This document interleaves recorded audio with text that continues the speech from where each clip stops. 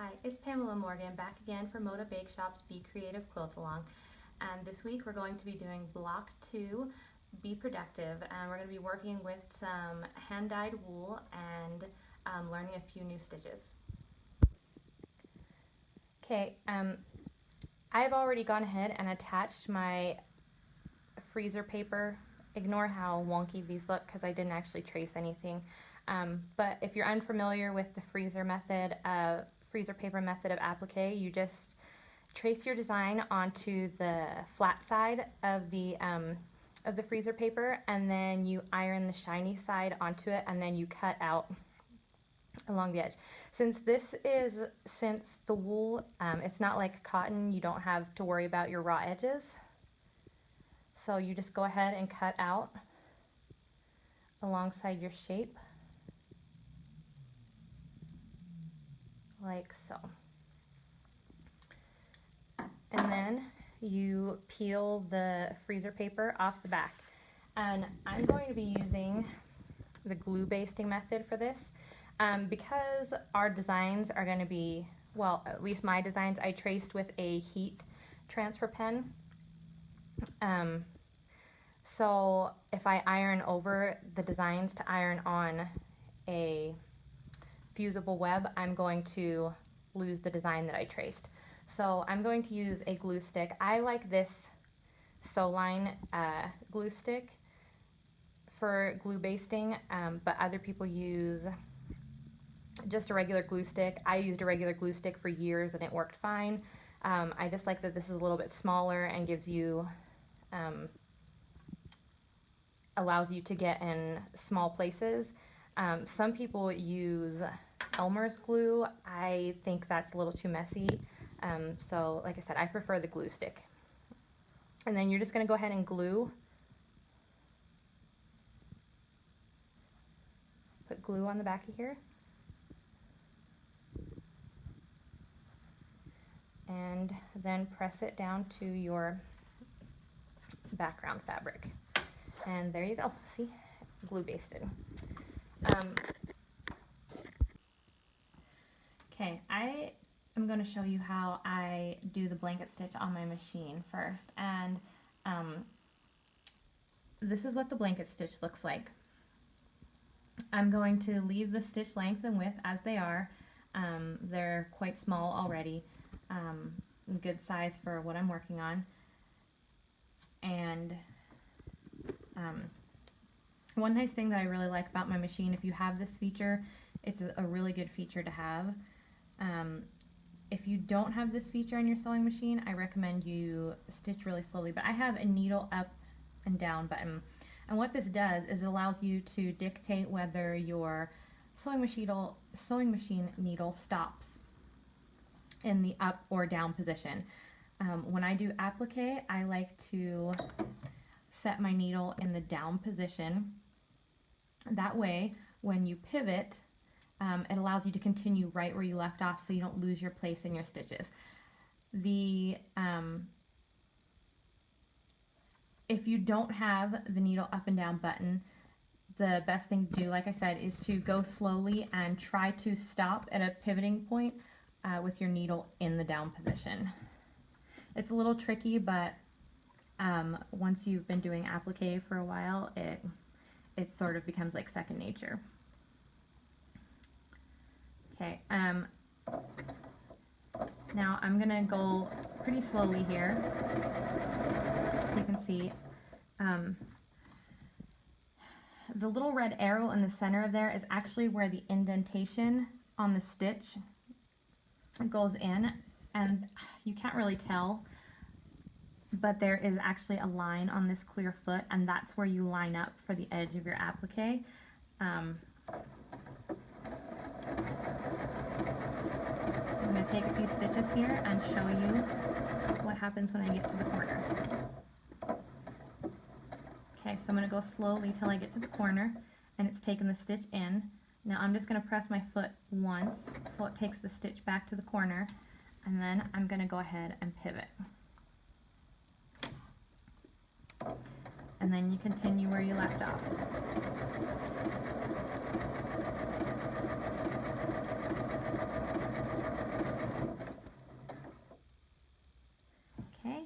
reach the corner again.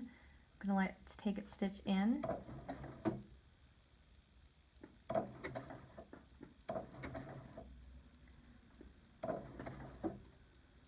And now I'm gonna pivot.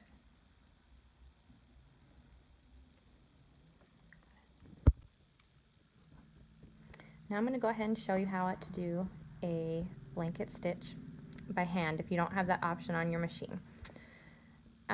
You're going to want to come up from the bottom of your thread, from the bottom of your fabric, right at the edge of your hexagon, and you're going to make your first stitch down into your wool. Okay, you're going to want to hold the excess thread up at the top here above the hexagon with your thumb opposite of the hand you're stitching with. And then you're going to want to go back in from the bottom of your fabric, and you're going to want to bring your needle up directly above where you took the first stitch into the wool, right outside of the hexagon. So that's going to catch, it's going to catch the loop there, and then you're going to want to take your next stitch down into the wool.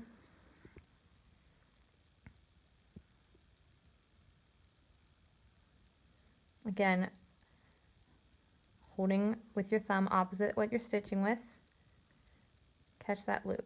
And you're just going to continue that way the whole way around your hexagon.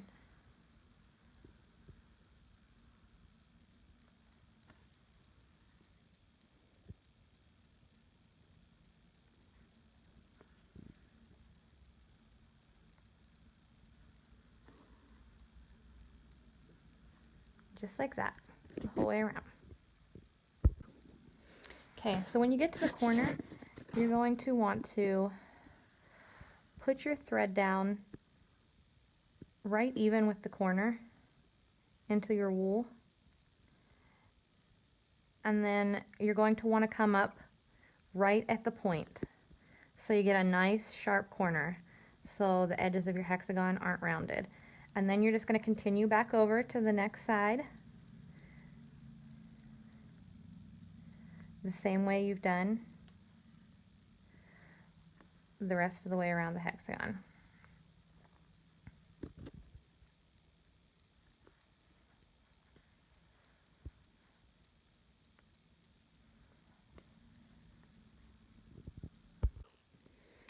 Okay, the next stitch I'm going to show you is one of the more complicated embroidery stitches. It's really not that hard once you get the hang of it, but this one probably took me longer to learn to do correctly than any other stitch. It's called the French knot, and it's a really good filler. It gives really good texture. It's really good for dotting eyes when you're doing text or making eyes on an animal or a person. It's a really versatile stitch, but like I said, it can be a little trickier. So you're going to pull your thread up through the bottom, and you're going to hold your excess thread between the two fingers that you're not using to stitch. And then you're going to take your needle and you're going to put it under like this. And so for the fuzzy bee head, I call for four loops around the needle. So you're going to put your needle under like this, and you're going to want to hold this kind of taut. Okay, and then you're going to go over and around. That's 2, 3, 4. Okay, now you're going to want to hold this kind of taut so you don't lose the loops that are on your needle. And then you're going to want to insert the needle back into the fabric, still holding that excess thread. You're going to want to insert it roughly where you came up from behind in the first place. You're going to keep holding on to this, push the needle down through, and you're going to hold on to this excess thread until just before it's all the way down. And then you end up with a nice, neat little knot. I'm going to show you a little more quickly. It turns out even neater if you for me anyway, when I work faster, I'm used to doing this quickly.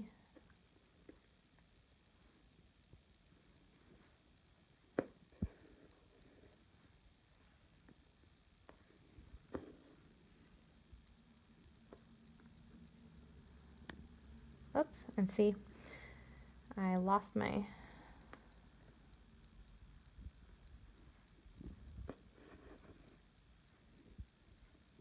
And then for the bee, you're just going to want to fill these in as closely as you can.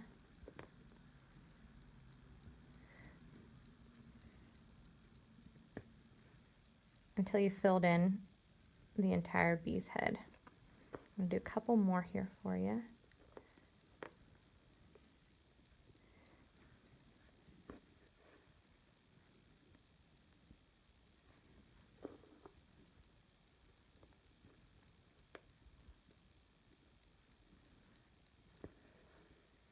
And there you go. See, it starts to fill in, and it gives the appearance of the bee's head being fuzzy. Okay, the last stitch I'm going to show you for this block is the chain stitch. Okay, as always, we're going to come in from the back. Again, we're going to hold our excess thread with our thumb opposite the hand that's holding the needle. To begin, we're going to put our needle back in where we first came through. Keep holding. Oopsie, got a little extra piece of fuzz in there.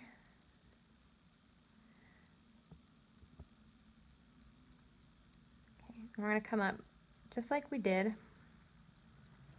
with the blanket stitch. We're going to come up in between where we're holding. And it's going to give us this little sort of teardrop shape. Now, to make it a chain, we're going to go back in the same place we came up from behind, still holding that excess thread with our thumb, and bring the needle back up in between where you're holding.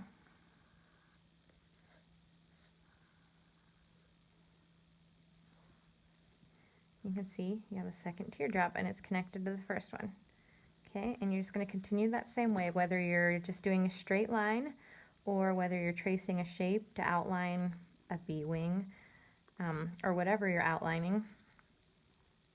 You just continue that same way until your line is filled or your shape is traced.